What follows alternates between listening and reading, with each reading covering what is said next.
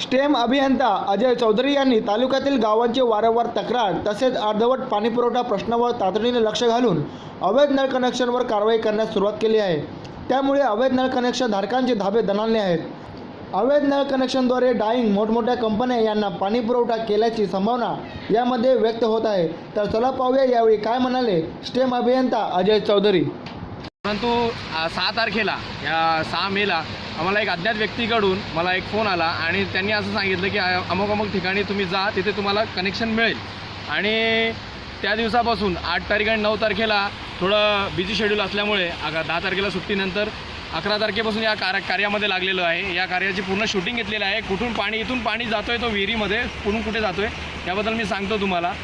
परंतु या संदर्भात पोलीस प्रोटेक्शन मी मागितलेलं आहे, पोलिसांना पत्र दिलेलं आहे। परंतु इलेक्शनच्या कामांमुळे पोलिसांकडे देखील पुरेसा वेळ नाही।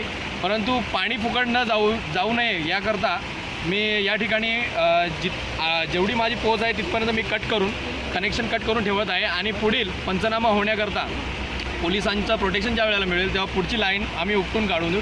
ही चालत मी ज्या इकडनं गेलेलो सुमारे 1 किलोमीटर चालत गेलेलो आहे आणि त्या ठिकाणी मला हे पाणी एका विहिरीत जात आहे आणि त्या विहिरीतून तिथून उपसून ते एका डाईंगला दिलेलं जातं भिवंडी महानगरपालिकेच्या हद्दीमध्ये।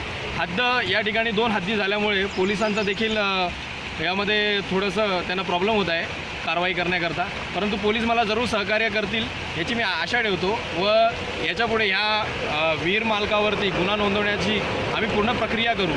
पूर्णपणे जे काही माझ्याकडून प्रतिसाद असेल, जे काही माझ्याकडून करायचं असेल ते मी याच्या मागे